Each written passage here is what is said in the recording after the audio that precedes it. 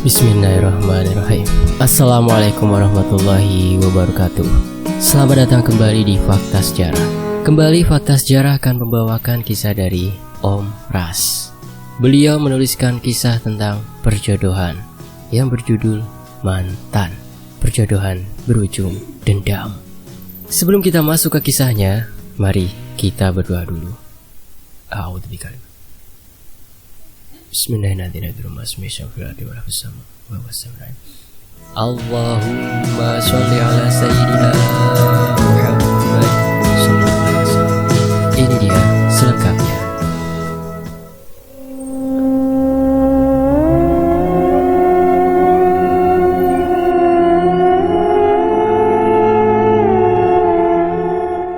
Seorang pemuda nampak sedang tersenyum sinis sembari menatap lekat ke arah seorang perempuan muda yang sedang berjalan tergesa ke arahnya. Di tangannya ada secari kertas yang nampaknya sudah diremas-remas oleh tangan perempuan itu. "Di mana Asmi?" tanya perempuan tersebut dengan nada yang tinggi. "Oh, mau cari Asmi? Dia ada di ruangannya lah," jawab si pemuda singkat. "Yati," panggil si pemuda pada perempuan itu. Yati tak menoleh sedikit pun. Ia sama sekali tak menghiraukan panggilan dari Lukman, nama dari si pemuda tadi. Buak! Pintu triplek tersebut ditendang paksa oleh Yati. Terlihat seorang laki-laki berusia 30 tahunan sedang duduk di depan komputer yang layarnya masih menyala. "Ada apa? Masuk seenaknya saja. Apa kau sudah tak tahu arti kata permisi?" ujar si lelaki itu tampak kesal. "Hei Asmi, kau kira aku takut denganmu? Iya memang, kau di sini adalah bosku. Tapi jangan kau kira selama ini aku yang selalu diam dan sabar menghadapi kelakuan bocahmu itu. Aku takut kau pecat? Tidak sama sekali. Itu sama sekali tidak benar. Aku diam karena aku masih lagi menghormatimu sebagai atasanku. Tapi kali ini kau sudah keterlaluan. Dan aku sudah tak bisa lagi bersabar dan diam. Kau boleh menghinaku, membuli aku di depan teman-temanmu, tapi jangan pernah sekalipun menghina orang tuaku. Ingat, aku tak akan pernah memaafkan kau Asmi." Bentak Yati diiringi air mata yang berlinang. Lalu Yati melemparkan kertas yang tadi ia genggam tepat ke wajah Asmi. Setelah Yati keluar, Asmi memungut kertas itu, lalu membukanya perlahan-lahan. Kata demi kata ia baca dengan seksama, dan raut wajahnya seketika berubah. "Ya Tuhan, siapa yang membuat surat seperti ini atas namaku?" gumam Asmi. Sementara itu di sisi lain. "Kenapa Mi?" tanya seorang laki-laki lain yang baru saja masuk ruangan Asmi. "Ini Di, Yati marah padaku gara-gara surat ini," ucap Asmi. Hadi mengambil surat tersebut dan mulai membacanya. "Astagfirullahaladzim, jelas Yati marah Mi. Dalam surat ini kau menghina orang tuanya. Kalaupun niatmu hanya bercanda, tapi harusnya jangan sampai seperti ini Mi. Ini namanya keterlaluan," ujar Hadi menatap sahabatnya itu. "Demi Tuhan Di, aku tidak pernah menulis surat seperti ini. Coba kau perhatikan lagi dengan seksama. Ini bukan tulisanku Di. Kau tahu kan huruf W dan H-ku. Bentuk dan cara penulisannya bukan seperti ini. Ini pasti ada yang memfitnahku Di," ujar Asmi sembari menunjuk huruf-huruf yang ia sebutkan. Hadi terdiam. "Iya, jika diperhatikan ini memang bukan tulisanmu. Tapi tulisan ini hampir mirip dengan tulisanmu Mi. Lalu siapa yang tulisan tangannya mirip dengan tulisanmu?" Asmi berpikir sejenak. Lalu ia mengambil buku absen karyawan yang bekerja di sana. Satu persatu dari puluhan nama itu ia baca. Dan sesaat kemudian, alis mata mengerut ketika sampai di sebuah nama. Lukman Zulwardi. Gumam Asmi. "Waduh, apa alasan si Lukman membuat surat seperti itu dan mengatasnamakan kau?" tanya Hadi. Asmi menggeleng pelan, lalu menutup buku absen itu dan membawanya beserta surat yang dilempar Yati tadi. "Kemana Mi?" tanya Hadi berusaha mengimbangi langkah Asmi yang cepat. "Mencari Lukman. Aku harus tahu apa alasan dia membuat surat sialan ini. Dan kenapa harus menyangkut pautkan aku di dalamnya? Jawab Asmi. Itu Lukman, Mi. Tunjuk Hadi ke arah seorang laki-laki yang sedang duduk sembari menghisap rokok. Jelaskan apa maksudnya ini, bentak Asmi. Apa? Tanya Lukman seolah tak tahu apa-apa. Aku tahu kau yang menulis surat ini, Lukman. Kau jangan berpura-pura tak tahu. Apa maksudmu, ha? Kalaupun kau ingin berkelahi atau apapun dengan Yati itu urusanmu, tapi jangan sekali-kali melibatkan aku. Hari ini juga kau dipecat, bentak Asmi. Lukman tertawa keras. Hahaha, kau lupakah kalau aku sudah menandatangani surat perjanjian kontrak itu selama 5 tahun? Dan kalau kau ingin memberhentikan aku, maka aku bisa saja melaporkan kasus ini ke pihak yang berwajib, kan? Karena aku tak ingin keluar dari sini dan kau tak bisa memutuskan aku secara sepihak, Pak Asmi yang terhormat, ujar Lukman tersenyum sinis. Kecuali kau membayar semua uang sisa kontrakku. Itu pun kalau kau mau, lanjut Lukman seraya berjalan menjauh. Asmi menggerakkan gigi-giginya dengan mata yang lekat menatap Lukman. Sial, umpat Asmi. Sabar, Mi. Aku juga tidak tahu entah apa maksud dan tujuan dari Lukman membuat semua ini, ujar Hadi. Sementara itu di sisi lain, Asmi, kemarin nak, ada yang ingin Abah bicarakan. Panggil seorang laki-laki parubaya yang mengenakan peci dan memegang tasbih di tangannya itu. Asmi mendekat dan duduk di depan ayahnya. Ada apa, Bah? Tanya Asmi sembari membuka toples kue kering yang ada di atas meja. Asmi, apakah Abah ini adalah orang tua yang sangat buruk, yang tak bisa mengajarkan adat dan sopan santun pada anaknya? Tanya Abah menatap Asmi lekat. Asmi tertegun. Kue yang hampir ia gigit langsung ia kembalikan. Maksud Abah apa? Apakah selama ini Abah dan Uma pernah mengajarkan kamu untuk berbuat kurang ajar pada orang lain? Sampai-sampai menghina orang tuanya? Hina sekalikah mereka, Mi? Kau tahu kan, ayahnya Yati itu adalah kawan baik Abah. Kenapa kau sanggup menghina Yati dan orang tuanya? Abah malu, Mi. Abah kecewa dengan kelakuanmu, ujar lelaki tua itu sembari menyapu air matanya. Asmi langsung bersujud di kaki ayahnya dan meminta maaf. Demi Allah, Bah, Asmi tak pernah menulis surat itu. Memang benar Asmi sering menjadikan Yati bahan lelucon, tapi Asmi tak pernah sampai menghina orang tuanya. Ini fitnah, Bah. Antara Asmi dan Yati, kami diadu domba. Jika memang benar begitu, kau selesaikan masalahmu. Besok kita ke rumah pamanmu.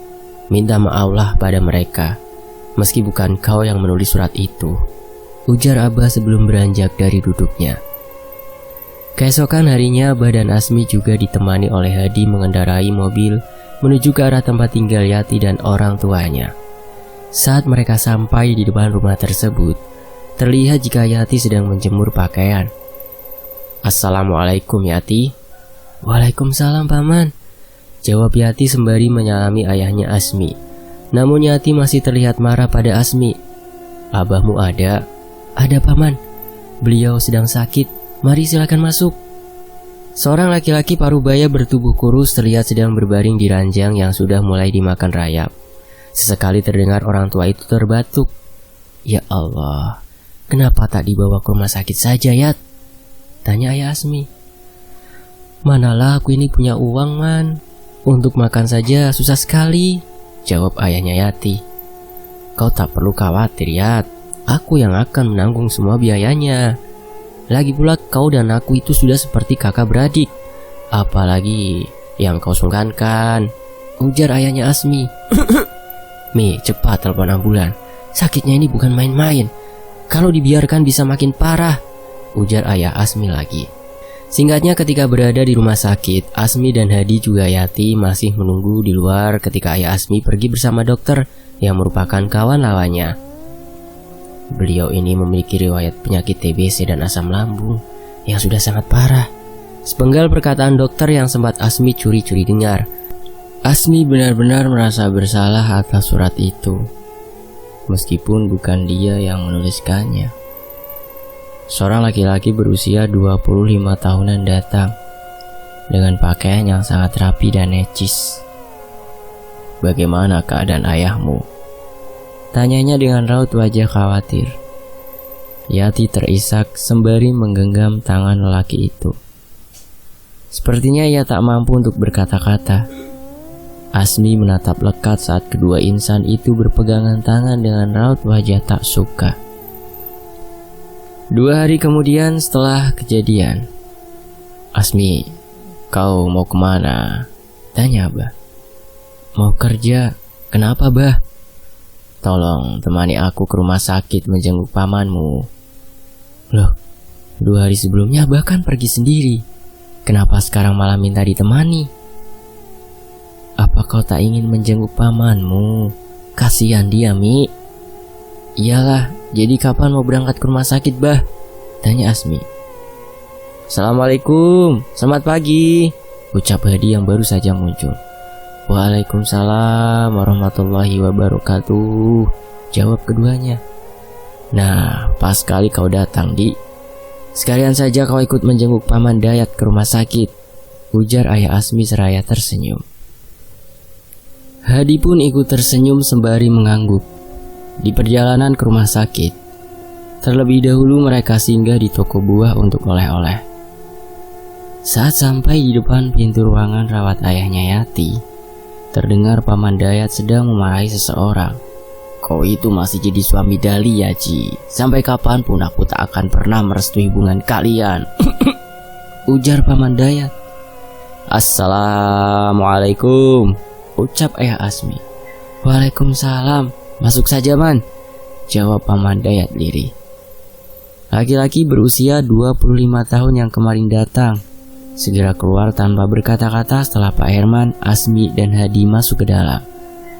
"Bagaimana keadaanmu, Yat? Sehat?" tanya Pak Herman. "Beginilah keadaanku, Man. Aku rasa waktuku sudah tak banyak. Kau tahu kan, Yati sudah tak punya ibu sejak lama. Aku takut bila nanti aku sudah tiada, Yati akan tersalah jalan dan memilih laki-laki yang tidak tepat untuknya. Seperti laki-laki yang tadi datang. Dia itu masih punya istri, tapi dengan rasa tak bersalahnya hendak melamar anakku. Aku tak akan merestuinya, Man. Tak akan," ujar paman Dayat terdengar lirih. "Tapi kan, Yat, kalau semisal istri tuanya mengizinkan dengan rela dan ikhlas hati, pernikahan itu bisa saja dilakukan. Aku kenal betul siapa istrinya, Man.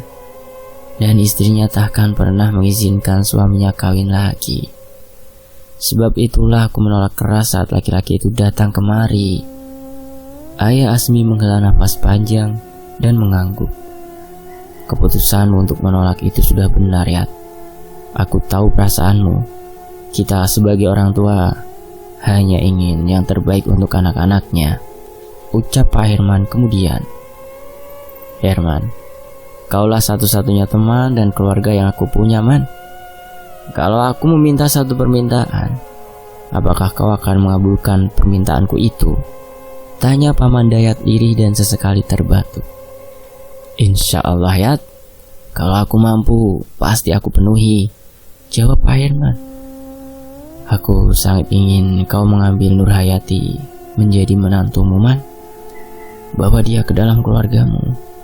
Dan aku percayakan kalian untuk menjaga putriku jika aku sudah tiada nanti, Man," ucap paman Dayat, yang seketika membuat Hadi dan Asmi terkejut. Dalam diamnya, Asmi membayangkan kalau pernikahan sederhana antara Azran, adiknya yang sedang berkuliah di luar daerah, dan Yati terjadi. Perlahan-lahan ia menggeleng sampai membuat Hadi yang ada di sebelahnya langsung menegur Asmi. "Ada apa?" bisik Hadi. Sementara itu Pak Herman menatap ke arah Asmi lalu kembali menatap ke arah paman Dayat. "Bagaimana, Man? Apakah permintaanku sangat keterlaluan?" "Bukan begitu, Yat. Ini kan menyangkut masa depan anak-anak kita. Kalau aku tentu setuju. Tapi apakah mereka berdua juga setuju dengan perjodohan ini?" ujar Pak Herman. "Asmi, paman sangat berharap sekali kau mau mengambil Yati menjadi istrimu. Karena bila aku sudah tak ada, Yati hanya tinggal seorang diri. Tak ada siapapun yang akan menjaganya. Asmi terdiam, pikirannya seketika melayang. Inikah jawaban untuk doa-doanya yang selalu ia panjatkan di setiap malam? Inikah takdir jodoh yang sudah Tuhan persiapkan untuknya? Asmi, panggil Pak Herman. Izinkan saya untuk melaksanakan sholat istikharah terlebih dulu, Bah. Saya permisi, ujar Asmi sebelum berbalik dan pergi meninggalkan ruangan tersebut. Di luar rumah sakit, Asmi melihat Yati dan laki-laki tadi sedang bertengkar hebat. Asmi menghela nafasnya, lalu meneruskan langkah ke arah musola. Setelah hampir setengah jam lamanya, Asmi kembali menemui Paman Dayat dan juga ayahnya. Hadi pun masih duduk bersandar di tembok, dan Yati juga di sana. Mata gadis itu sembab dan merah. Jelas sekali kalau dia habis menangis. Bagaimana Asmi? Tanya Paman Dayat penuh harap. Asmi menarik nafas panjang sebelum memberikan jawabannya. Saya percaya semua ini sudah ditakdirkan oleh Allah untuk saya, dan saya bersedia menjadikan Nur Hayati sebagai istri. Dengan itu pula, saya terima semua kekurangan serta kelebihannya, tapi dengan syarat, dia juga harus menerima saya dan segala kekurangan saya dengan ikhlas hati, ucap Asmi dengan wajah menunduk. Yati menatap lekat ke arah Asmi. Tidak, Bah, aku tidak mau, ujar Yati menggenggam erat tangan ayahnya. Asmi, terima kasih sudah mau memenuhi keinginan paman yang terakhir ini. Aku sudah cukup bahagia mendengarnya. Tak apa jika Yati tak mau menuruti keinginanku, aku maklum. Karena kematianku sudah mereka tunggu sedari lama agar mereka berdua bisa menikah. Biarlah kalau memang itu keinginan mereka, ujar Paman Dayat lirih, seraya melepaskan genggaman tangan Yati, lalu berusaha bangun dari tempat tidur. Paman mau kemana? Paman masih lemah untuk bangun, ujar Asmi.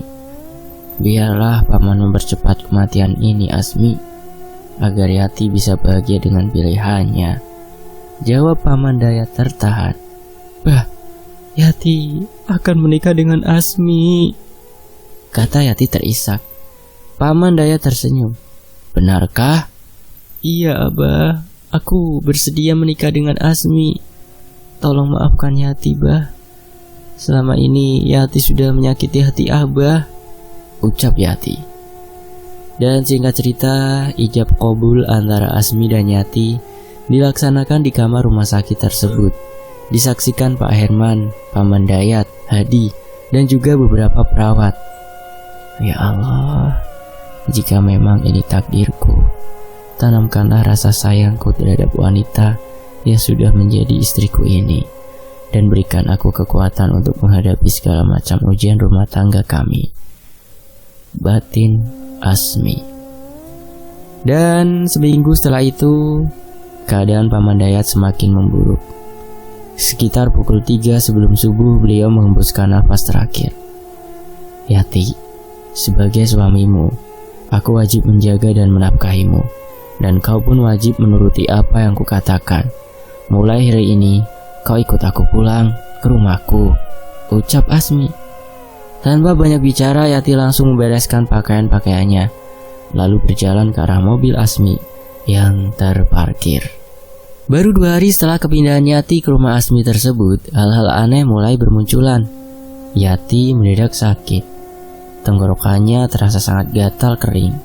Bahkan kepalanya yang semula bersih tanpa kutu, kini mulai gatal. Saat digaruk, kutu-kutu itu sudah tersangkut di kuku-kukunya. Dan saking banyaknya, jika disisir dengan sisir biasa pun, akan banyak sekali kutu-kutu yang berjatuhan. Ya Tuhan, kenapa kutumu bisa sebanyak ini? Ujar Asmi yang menyaksikan saat-saat Yati menyisir rambutnya. Aku tidak cocok tinggal di rumahmu. Sebelumnya seekor pun kutu-kutu ini tak pernah hinggap di kepalaku, jawab Yati ketus. Coba aku bantu cari kutu-kutumu, kata Asmi seraya mendekat. Sambil berdiri ia mulai menyisir rambut-rambut istrinya. Au! Ringis Yati saat sisir yang dipegang Asmi menyentuh permukaan kulit kepalanya yang ada benjolan sebesar kemiri. Ujung sisir tersebut nampak ada sedikit darah dan nanah, membuat Asmi penasaran dengan benjolan itu. Perlahan, ia menyibak rambut yang menutupi benjolan di kepala Yati, dan saat terbuka, benjolan tersebut mengeluarkan bau busuk. Di pinggir-pinggirnya ada banyak kutu yang sedang terkumpul, seolah sedang menyaksikan pertunjukan belatung yang menggeliat-geliat di dalam benjolan yang sudah pecah tersebut, yang membuat perut Asmi seketika mual. Asmi langsung berlari ke arah jendela dan muntah di sana. "Kau menghina aku, ah?" bentak Yati. "Tidak, aku sungguh tidak menghinamu. Benjolan di kepalamu ada belatungnya. Ini sudah tidak wajar, Ti. Lebih baik kita ke rumah sakit ya, biar dokter yang obati ya," bujuk Asmi. Sepulangnya dari rumah sakit, keadaan kepala Yati bukannya membaik, malah semakin bertambah parah. Dan Asmi akhirnya mencari obat kampung untuk menghilangkan kutu-kutu di kepala itu. Ia menumbuk beberapa daun nangka kulanda atau daun sirsak, lalu membalurkannya ke kepala Yati. Baunya sangat menyengat. Kata orang, baunya itu sangat tidak disukai oleh beberapa jenis kutu. Namun kutu-kutu di kepala Yati ini sepertinya kebal dengan obat-obatan herbal maupun yang dari dokter. Bahkan rambut-rambut Yati mulai rontok karena terlalu sering digaruk. Hampir setiap malam ia menangis menahan gatal di kepalanya yang semakin menjadi. "Asmi, coba kau bawa Yati ke rumah Ustadz Mansur. Karena Abah lihat keadaan istrimu itu makin aneh saja.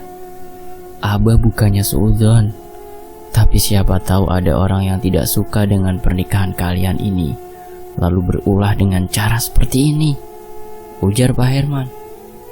Asmi tertegun. Ia mengangguk perlahan. "Baiklah, Abah. Hari ini Emi akan bawa Yati ketemu Ustadz Mansur," ucap Asmi sebelum berangkat kerja. Sementara itu di tempat kerja, lagi-lagi Lukman membuat masalah, dan kali kesalahannya sudah sangat fatal sekali untuk dibiarkan. Ia menghasut klien besar untuk tidak bekerja sama dengan Asmi, dan juga sudah memukuli Hadi sampai babak belur dikarenakan Hadi sudah menegur perbuatannya itu. "Perbuatanmu ini sudah sangat keterlaluan, Lukman. Kau tidak saja merugikan bisnis ini, tapi juga sudah memukuli sahabatku," bentak Asmi seraya mendorong tubuh Lukman hingga terjatuh. Lukman tersenyum sinis. "Tujuanku datang dari awal kemari memang untuk melihat kau hancur, Asmi. Usahamu, keluargamu, dan kau harus merasakan rasanya ditinggal oleh kawan-kawanmu saat kau sudah tak berpunya," ujar Lukman dengan tatapan sinisnya. "Bajingan kau!" umpat Asmi yang langsung saja menghajar Lukman sampai terkapar tak berdaya. Akibat kejadian itu, Asmi dibawa ke kantor polisi. Tapi untungnya ada Hadi yang memberi kesaksian atas kejadian pemukulan tersebut yang sebenarnya. "Mi, beberapa klien lain memutus kerjasama dengan kita," ucap Hadi sambil sesekali meringis karena luka-lukanya yang disebabkan oleh Lukman. "Akhir-akhir ini banyak sekali masalah yang harus kuhadapi, Di. Mulai dari penyakit istriku sampai usahaku yang sudah berada di ambang kehancuran," ujar Asmi terdengar putus asa. "Aku turut prihatin, Mi. Tapi kudoakan semoga kau kuat dan tegar menghadapi ujian dari Allah ini. Insya Allah, di balik semua ini, Allah sudah menyiapkan suatu hal yang sangat indah untukmu dan keluarga," ucap Hadi. "Amin, insya Allah," balas Asmi. Sesampainya mereka di rumah, nampak ada sebuah mobil mewah terparkir di halaman. Hadi dan Asmi berjalan masuk ke dalam rumah. Terlihat Pak Herman sudah berdarah-darah akibat dipukuli oleh orang laki-laki yang merupakan mantan kekasih dari Yati. "Bagus kau datang. Tua bangka ini tak mau memberikan apa yang sudah lama menjadi hakku," ujar laki-laki itu. "Abah, ya Allah, Hadi, telepon ambulan, Di, cepet, Di," ujar Asmi panik sekali. Dengan tergesa, Hadi segera berjalan ke arah telepon rumah yang ada di atas meja. Tidak lama kemudian ambulan akhirnya datang. Saat beberapa orang mengangkat tubuh Pak Herman untuk membawanya menuju ambulan, Asmi menunjuk wajah mantan kekasih Yati itu. "Kau tunggu," ujarnya. Setelah ambulan pergi membawa Pak Herman yang didampingi oleh Hadi, Asmi segera masuk ke dalam rumah. Tanpa babi bu lagi, ia langsung menampar wajah laki-laki itu secara berulang-ulang. "Ini untuk balasan yang kau telah menyakiti ayahku," bentak Asmi dengan wajah yang marah padam. Saat melihat laki-laki tersebut sudah tak berdaya, Asmi menatapnya dengan lekat, lalu menunjuk ke arah wajah si mantan kekasih istrinya. "Kau datang kemari untuk mencari istriku. Apakah kau sudah lupa kalau Nur Hayati binti Dayat sudah sah menjadi istriku? Asal kau tahu, aku tak akan melepas Yati sampai kapanpun. Dan harusnya kau itu sadar kalau kau sudah mempunyai istri. Urus keluargamu sendiri, jangan sibuk mengganggu rumah tangga orang lain," bentak Asmi. "Sekarang juga kau keluar dari rumahku," teriak Asmi menggelegar. Namun lelaki itu tak tinggal diam. Dia mengancam, "Bila aku tak bisa mendapatkan Yati, maka jangan harap kau bisa hidup bahagia dengannya." Asmi mendengus kesal. Ia membuang muka dan sama sekali tak mau menatap mantan pacar dari istrinya tersebut. 3 hari setelahnya, malam itu Asmi baru saja pulang dari rumah Ustadz Mansur. Tapi di tengah jalan yang gelap dan sepi, mobilnya tiba-tiba mati. Saat diperiksa di bagian mesin mobil, ada segumpalan rambut panjang di sana. Namun Asmi yakin kalau penyebab matinya mesin mobil itu bukan karena rambut tersebut. Lalu, ia melemparkan rambut itu ke pinggir jalan, berusaha mencari tahu penyebab mogok mobil tersebut. Sayup-sayup Asmi mendengar suara seseorang tengah bernyanyi, dengan sesekali diiringi suara tawa yang membuatnya merinding. Dari mulutnya Asmi tak lepas-lepas membaca doa. Akan tetapi suara itu justru semakin dekat dan dekat. Bisikan halus hampir saja membuat Asmi terhipnotis. Namun ia masih mampu untuk melawan bisikan-bisikan tak berwujud itu dengan dzikir yang tak pernah putus ia bacakan. Dari kejauhan ada sorot lampu mobil lain yang mendekat ke arahnya. Asmi tersenyum senang kala itu. Namun ketika ia berdiri di tengah jalan untuk memberhentikan mobil tersebut, melaju dengan kecepatan yang sangat tinggi ke arahnya. Andai Asmi tak langsung melak, mungkin ia tertabrak oleh mobil itu. Dan hal itu terjadi sampai berulang-ulang kali, dan ada 2 orang sopir truk yang mengatakan kalau Asmi itu adalah hantu, yang tentu saja membuat Asmi bingung. Sementara di rumah, Pak Herman yang sedang berbaring di dalam kamar tidurnya mendengar suara teriakan Yati dari arah luar. Pak Herman bergegas bangun dengan kepala yang masih agak pusing. Beliau keluar dari kamar. Di bawah meja kompor, Yati sedang memakan sampah yang ada di dalam plastik. Ia mengeluarkan suara seperti anjing yang kelaparan. "Yati," panggil Pak Herman. Tak ada jawaban. "Yati, ini Abah nak. Kamu sedang apa di situ?" Hening. Yati dengan rambut terurai dan dipenuhi sisa-sisa sampah basah di sekitaran mulut dan wajahnya menatap lekat pada Pak Herman. "Tua bangka!" umpat Yati. Namun suaranya terdengar berat dan serak. Tidak seperti suara Yati biasanya yang lembut dan halus. "Astagfirullah," ucap Pak Herman. Yati berdiri. Langkahnya seperti diseret. "Abah, ada apa?" tanya seseorang dari arah belakang. Saat Pak Herman menengok, rupanya itu adalah Yati. "Yati? Inggih, Abah panggil saya?" tanya Yati. "Iya, tadi Abah kira kau di sini," jawab Pak Herman seraya memegangi kepalanya yang terasa pening. "Tadi saya ke kamar mandi, Bah, keramas. Sini, Bah, Yati bantu," ujar Yati lagi sembari memegangi lengan laki-laki tua tersebut, lalu mengantarnya menuju kamar. Saat Yati berada di sebelahnya, Pak Herman mencium bau yang sangat tidak enak dari kepala Yati. "Bagaimana keadaanmu, nak? Sehat kan?" tanya Pak Herman. "Alhamdulillah, Bah, sehat." Ini sudah jam segini, kenapa Asmi belum pulang-pulang juga ya? Mungkin lagi di jalan, Bah. Ya sudah, Abah istirahat ya. Yati melangkah meninggalkan kamar Pak Herman. Ia berjalan menuju ke kamar yang ia dan Asmi tempati.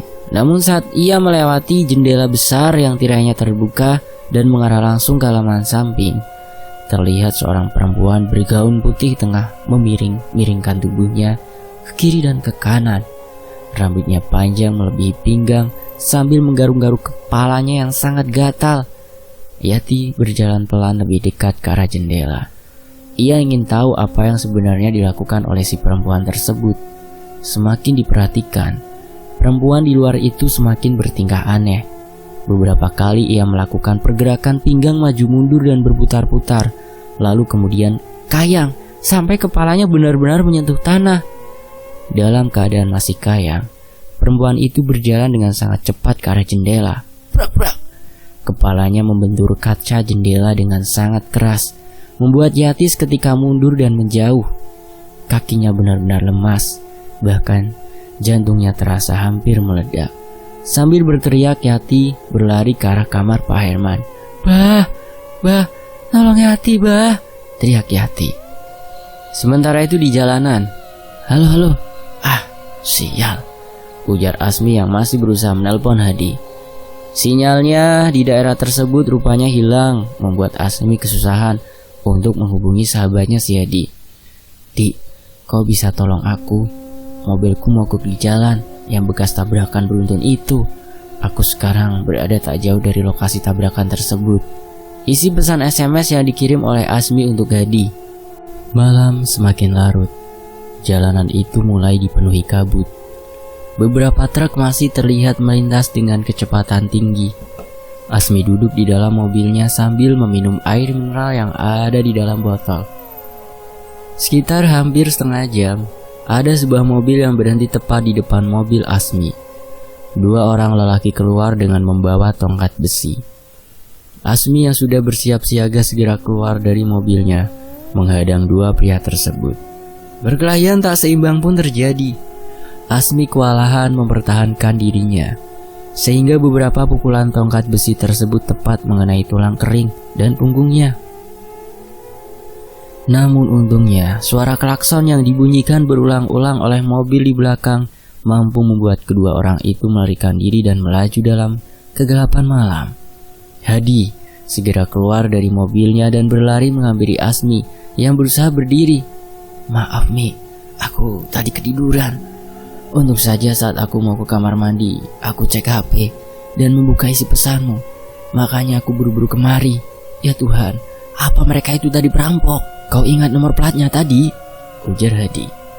Bawa aku pulang, Di. Aku mau pulang, kata Asmi yang enggan menjawab pertanyaan Hadi, karena ia sendiri pun tak tahu niat sebenarnya dari dua orang tadi. Yakin mau pulang? Keadaanmu begini loh. Kita ke rumah sakit saja dulu. Dan setelah luka-lukamu diobati barulah aku akan mengantarmu pulang, bujuk Hadi. Tidak usah Di, aku mau pulang saja. Perasaanku tak enak. Aku takut terjadi sesuatu di rumah, ujar Asmi. Hadi mengangguk, lalu membantu Asmi untuk berjalan menuju mobilnya. Sebentar ya, aku ambil barangmu di dalam mobil dulu, ujar Hadi sebelum berlari ke arah mobil Asmi. Raut wajah Asmi yang nampak sangat khawatir sangat terlihat. Yuk, ujar Hadi yang baru saja masuk dan duduk di belakang setir. Mobil tua tersebut melaju menembus kabut yang menutupi jalanan. Sekitar 2 kiloan dari tempat itu, mereka dikagetkan dengan sebuah lemparan batu yang mengenai kaca mobil, yang membuat kaca tersebut pecah. Hadi membunyikan klaksonnya berulang-ulang kali. Namun saat akan berhenti, Asmi mencegahnya. Tak usah Hadi, teruskan saja. Tapi ini keterlaluan Mi, kaca mobilku pecah. Pasti orang yang melempar batu itu ada di dekat-dekat sini. Ku bilang jangan-jangan. Lebih baik segera tancap gas dan antar aku pulang. Aku khawatir kalau Abah dan istriku kenapa-kenapa di rumah, ujar Asmi. Dan setelah sampai di halaman rumah Asmi, Hadi segera membantu Asmi untuk berjalan ke arah pintu. Yati, Abah, Mang, teriak Asmi beberapa kali Namun sama sekali tak ada jawaban dari dalam rumah. Sebentar, biar aku cek ke bagian belakang. Siapa tahu si Amang lagi ngopi, ujar Hadi lalu berlari ke arah belakang menuju kamar dan dapur kecil milik Amang yang menjaga rumah Asmi. Namun kamarnya kosong dan terkunci dari luar. Tak ada orang. Kamar Amang terkunci. Coba kau telepon Yati, Mi, ujar Hadi. Asmi merogoh sakunya mengeluarkan HP. Namun betapa kecewanya Asmi begitu tahu HP-nya sudah rusak karena mungkin saat ia dipukul tadi HP-nya terkena pukulan dari tongkat besi. HP ku rusak. Coba kita dobrak saja, Di. Dobrak? Masuk akal, Mi. Ini pintu kayu loh, bukan sembarang kayu tapi ulin. Salah-salah tulangku yang patah kalau memaksa mendobrak pintu rumah ini, ujar Hadi. Tak habis akal, dengan tertatih Asmi menuju ke arah jendela kamar ayahnya. Berulang-ulang kali ia memukul kaca jendela itu dengan kayu yang menimbulkan suara gaduh. "Bah, ini Asmi, bah, bah, buka pintunya, bah!" teriak Asmi. "Mi, pintunya sudah dibuka," teriak Hadi. Pak Herman terlihat pucat dengan keringat yang membasahi pelipisnya. "Yati, Mi, Yati." "Kenapa, bah? Ada apa dengan Yati?" "Di dalam kamar. Coba kau lihat sendiri. Dia seperti orang kerasukan. Beberapa kali aku ditendangnya," ujar Pak Herman. Hadi dan Asmi segera berlari ke arah kamar. Nampak pintu kamar itu Pak Herman halangi dengan tongkat, mungkin agar Yati tak bisa keluar. Terdengar teriakan melengking dari dalam. Kadang terdengar seperti orang marah dan sesekali terdengar seperti rintihan pilu. "Yati," panggil Asmi seraya menempelkan telinganya ke pintu. "Kembalikan, kembalikan!" teriak Yati melengking dari dalam kamar. Gendang telinga Asmi berdengung sakit. Suara itu seakan menusuk jauh ke dalam telinganya, menciptakan dengungan dan rasa sakit yang teramat sangat. "Telinga kau berdarah, Mi," ujar Hadi. Dengan raut wajah meringis, Asmi menyapu telinganya. Darah yang hangat masih terasa terus mengalir keluar dari telinganya. "Allahu Akbar, Allahu Akbar," ucap Pak Herman memegangi pundak Asmi. Asmi memejamkan matanya. Kepalanya mulai terasa pening dan tiba-tiba saja perutnya menjadi mual. Asmi muntah. Terdengar suara gemerincing ketika muntahan Asmi menyentuh lantai. Beberapa buah paku kecil tergeletak di antara darah yang keluar dari mulut Asmi. Tidak hanya sampai di situ. Rasa mual dan pening masih Asmi rasakan. Dadanya terasa sesak ketika ada sesuatu yang menggeliat keluar dari dalam tenggorokannya. 2 ekor ular kecil dengan warna hitam putih bercampur darah menggeliat-geliat di lantai. Pak Herman dan Hadi ternganga, seolah tak percaya. Santet ini santet," ujar Hadi yang langsung menginjak-injak ular-ular kecil tersebut. Tubuh Asmi ambruk. Ia terjatuh ke lantai. Pak Herman sangat panik kala itu. Tak henti-hentinya ia terus berdoa. Sementara Hadi berlari keluar rumah. Ia bermaksud untuk memanggil Ustadz Mansur. Namun baru saja sampai di depan pintu mobilnya, Hadi melihat penampakan seorang perempuan di bawah lampu teras tengah menggerakkan bagian pinggang ke atas, maju, mundur, dan berputar sebelum akhirnya kayang dengan kepala yang menyentuh tanah. Makhluk itu berlari ke arah Hadi. Namun dengan gerakan refleks, Hadi langsung masuk ke dalam mobil dan menghidupkan mesinnya. Saat ia menoleh lagi ke arah rumah Asmi, terlihat sebuah bola api melayang dan hinggap di salah satu sudut atap rumah Asmi. "Ya Allah, ya Tuhanku, lindungilah Asmi dan keluarganya," ucap Hadi sebelum melajukan mobilnya menuju ke tempat tinggal Ustadz Mansur. Adzan subuh sudah mulai hampir berkumandang ketika Hadi dan Ustadz Mansur tiba di rumah Asmi. Pak Herman masih tersadar, namun keadaannya sudah benar-benar parah dengan luka pukulan di bagian wajah dan perutnya. Ruangan itu dipenuhi dengan bekas tapak kaki yang berdarah-darah.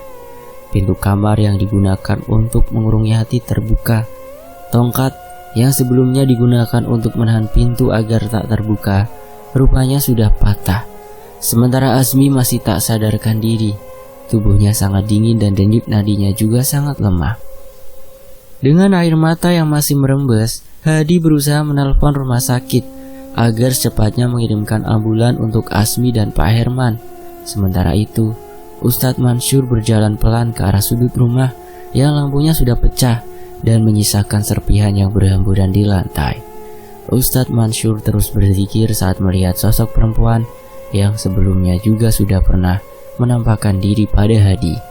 Perempuan itu memutar kepalanya ke belakang lalu menyeringai menakutkan. Dengan kepala yang masih memutar ke belakang, sosok perempuan itu kemudian membungkukkan tubuhnya. Lidahnya menjulur panjang dan besar, membuat Ustadz Mansur mundur beberapa langkah. Bismillahirrahmanirrahim. Beliau membacakan ayat kursi.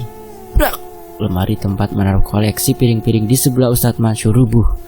Untung saja Ustadz Mansur masih bisa mengelak sehingga beliau tak tertimpa oleh lemari yang ambruk secara tiba-tiba itu.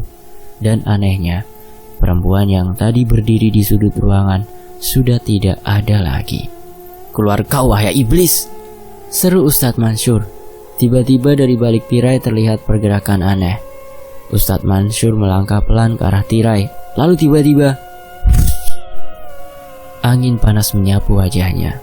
Bau busuk menyengat tercium dari arah angin itu berasal. Di luar, ambulans sudah sampai dan Hadi membantu untuk menggotong tubuh Azmi dan juga Pak Herman ke dalam ambulan, meninggalkan Ustadz Mansur seorang diri di dalam rumah tersebut. Lampu-lampu mati. Rumah tersebut benar-benar dalam keadaan gelap gulita. Ustadz Mansur duduk di lantai dan mulai melantunkan ayat suci Al-Quran dengan mata yang tertutup. Jendela-jendela terbuka dan tertutup dengan sendirinya. Namun lambat-lambat terdengar seruan sholat dari arah masjid. Pertanda subuh sudah datang dan sebentar lagi matahari akan muncul. Bisikan-bisikan tak jelas buku ruasnya atau kalimat terdengar di telinga kiri dan kanan Ustadz Mansur. Namun beliau tetap fokus hingga serpihan kaca dari lemari itu tiba-tiba saja mengenai punggung beliau. Sosok perempuan tadi kembali muncul di hadapan Ustadz Mansur. Ustadz Mansur berdiri. A'udzubillahi minasyaitonirrajim.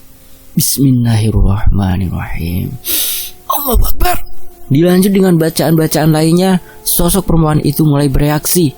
Allahu Akbar, ucap Ustadz Mansur seraya mendekati sosok perempuan tersebut. Kembalilah pada tuanmu dan jangan pernah mengganggu keluarga ini lagi, kata Ustadz Mansur seraya mengibaskan tangannya yang masih memegang tasbih ke arah sosok perempuan itu. Rumah tersebut kembali hening dan tenang ketika sosok tadi menghilang. Lampu pun kembali menyala. Ustadz Mansur melangkah keluar dari rumah itu dengan sangat hati-hati karena banyak kaca-kaca yang pecah dan berserakan di lantai. Ustadz Mansur berjalan ke arah halaman rumah dan di beberapa sudut beliau menemukan buntalan yang ditanam oleh seseorang. Alhamdulillahirabbil alamin, ucapnya setelah membakar buntalan-buntalan itu ke dalam api. Sementara di sebuah jalan yang menuju ke arah rumah mantan kekasih Yati, beberapa orang yang baru saja pulang dari masjid menemukan Yati yang terkapar di jalanan. Mereka mengenali Yati. Entah bagaimana bisa Yati berjalan begitu jauh sampai ke tempat itu. Saat orang-orang membawanya ke rumah salah satu warga, tubuh Yati masih sangat lemas dan pucat. Ustadz Mansur masih duduk di teras rumah Azmi ketika mobil Hadi memasuki halaman. Maaf Ustadz, saya tadi panik sekali sehingga lupa kalau Pak Ustadz masih berada di dalam rumah, ucap Hadi. Tak apa, bagaimana keadaan Pak Herman dan Azmi? Alhamdulillah, Azmi sudah tersadar. Ada luka besar di bagian langit-langit mulutnya. Mungkin tergores paku yang semalam dia muntahkan. Kalau keadaan Pak Herman, beliau mengalami retak tulang yang cukup parah, jawab Hadi. Ustadz Mansur menghela nafas panjang lalu tersenyum sembari memegang bahu Hadi. Insya Allah semuanya sudah baik-baik saja. Amin, insya Allah. Oh ya Pak Ustadz, bagaimana keadaan Yati? Tidak ada orang lain di dalam rumah selain aku, jawab Ustadz Mansur. Waduh, kemana perginya si Yati kira-kira ya Pak? Tenanglah, insya Allah Yati baik-baik saja, dan dia pasti akan segera pulang ke sini. Tapi perlu kau ketahui, Di, ada seseorang yang tak menyukai pernikahan Asmi dan Yati, terutamanya pada Asmi, karena orang ini merupakan mantannya Yati. Potong Hadi cepat. Ustadz Mansur tersenyum simpul. Dari awal saya melihat laki-laki itu memang ada perasaan kesal, jengkel, emosi. Ya entah kenapa saya tiba-tiba rasa sudah kelihatan jelas tak tahu diri, sombong. Bahkan kemarin-kemarin itu Pak Herman sempat dipukuli olehnya. Bahkan dengan muka tak punya malunya itu dia mengancam Asmi. Ingat saja nanti kalau ketemu saya di jalan, pasti akan saya hajar sampai babak belur, ujar Hadi kepada Ustadz Mansur. Tak usahlah menyimpan dendam, Di, tak ada gunanya. Sekarang ini yang perlu kita lakukan adalah mendoakan keluarga Asmi supaya diberi kesembuhan dan lekas pulih keadaan mereka, agar mereka bisa berkumpul lagi sekeluarga. Hadi menghela nafas, ia mengangguk. Betullah yang Pak Ustadz katakan, biarkanlah Allah yang memberikan orang-orang itu ganjaran. Setelah mengantar Ustadz Mansur pulang, Hadi diberikan seteko air yang sudah didoakan oleh Ustadz Mansur. Beliau juga berpesan pada Hadi untuk segera setelah itu menyiramkan air tersebut mengelilingi rumah Asmi. Meski mengantuk, namun Hadi tetap melakukan apapun untuk sahabatnya tersebut. Sampai-sampai selama 2 hari ia juga menyusuri setiap jalanan untuk mencari keberadaan Nur Hayati. Sampai akhirnya, kata hati menuntunnya ke sekitaran daerah tempat tinggal Yati dulu. Dan tepat saat itu, Yati tengah duduk berjemur dengan muka pucatnya di sebuah teras rumah penduduk. Hadi turun dari mobilnya dan menyapa Yati yang tengah duduk tersebut. Namun Yati hanya menatap Hadi sesaat, lalu kembali melamun. Yati seperti orang tak mengingat apa-apa. Ada yang bisa saya bantu, Pak? Tanya seorang ibu-ibu yang keluar dari dalam rumah. Ini Nur Hayati, istrinya Asmi, teman saya, Bu. Dia pergi dari rumah karena ada sedikit masalah. Dan sekarang suami juga mertuanya sedang dirawat di rumah sakit karena masalah itu, ujar Hadi, berusaha menjelaskan dengan singkat. Perampokan kah, Pak? Bukan, tapi semacam apa ya sebutannya? Susah, Bu, saya jelaskan. Susah disebut, jawab Hadi sembari tertawa. Singkatnya, Hadi berhasil membawa pulang Yati dan memeriksakannya ke rumah sakit. Tapi dokter sama sekali tak menemukan penyebab hilangnya ingatan Yati, karena tak ada tanda-tanda sakit yang serius, apalagi sampai menghilangkan ingatannya. Sebulan telah berlalu, Asmi sudah kembali bisa beraktivitas seperti biasa. Tapi Pak Herman masih harus duduk di kursi roda, meski keadaannya sudah berangsur-angsur pulih. Asmi merawat Yati dan ayahnya setiap hari, sementara Hadi mengambil alih semua kerjaan Asmi, meskipun usaha Asmi sudah berada di ujung tanduk kebangkrutan. Asmi juga rutin membawa Yati bertemu Ustadz Mansur dan membawanya berobat secara tradisional. Dan setelah hampir 3 bulan, keadaan Yati sudah kembali membaik. Karena ketulusan Asmi merawatnya, akhirnya Yati pun mulai perlahan-lahan membuka pintu hati untuk Asmi. Begitupun juga dengan Asmi yang sudah mencintai Yati. Malam itu adalah malam pertama bagi keduanya setelah berbulan-bulan pernikahan yang tak harmonis. Setelahnya rumah tangga Yati dan Asmi mulai diwarnai dengan banyak warna. Yati selalu mendukung Asmi meski usahanya sudah benar-benar bangkrut. Bahkan mobilnya pun sudah terjual habis. Untungnya Asmi memiliki teman seperti Hadi yang selalu ada untuknya. Hadi memberikan semua tabungan yang ia miliki dan sebagian dari hasil menjual mobil tuanya pada Asmi. Untuk modal awal Asmi membuka bisnis yang baru. Yang bangkrut hanya usahamu, Mi, bukan otakmu. Kau otak pebisnis. Tak peduli sedalam mana kau terjatuh, kau pasti bisa naik lagi ke permukaan. Aku yakin itu, ujar Hadi sambil tersenyum. Terima kasih, Di. Sama-sama, Mi. Tapi kau harus ingat ya, Aku tak memberikan uangku secara cuma-cuma untukmu. Nanti kalau kau sudah sukses, kau wajib mengembalikan uang itu padaku, ujar Hadi seraya menepuk bahu Asmi. Singkat cerita, usaha yang dirintis Asmi mulai menunjukkan hasil. Perlahan-lahan usahanya mulai berkembang dan maju. Dan dalam beberapa bulan saja, ia sudah bisa mengembalikan modal yang diberikan oleh Hadi dulu. Dan kabar baik pun bertubi-tubi mendatangi Asmi. Istrinya hamil dan ayahnya sudah bisa berjalan normal lagi tanpa kursi roda. Beliau sudah sehat dan sangat bersemangat untuk menyambut cucu pertamanya lahir ke dunia. Dan kisah ini selesai. Terima kasih ya buat teman-teman yang udah mau menyimak kisah ini di sini. Dan makasih banget buat penulisnya, Om Ras. Dan makasih juga buat teman-teman yang udah mampir ke channel Cadangan Admin ya. Buat yang belum mampir, itu di layar akhir ada, tinggal disentuh saja. Nanti akan otomatis langsung masuk ke channel Cadangan Admin. Dan saya pamit undur diri, sampai jumpa di kisah lainnya. Tetap di Fakta Sejarah. Alhamdulillahirrahmanirrahim. Wassalamualaikum warahmatullahi wabarakatuh.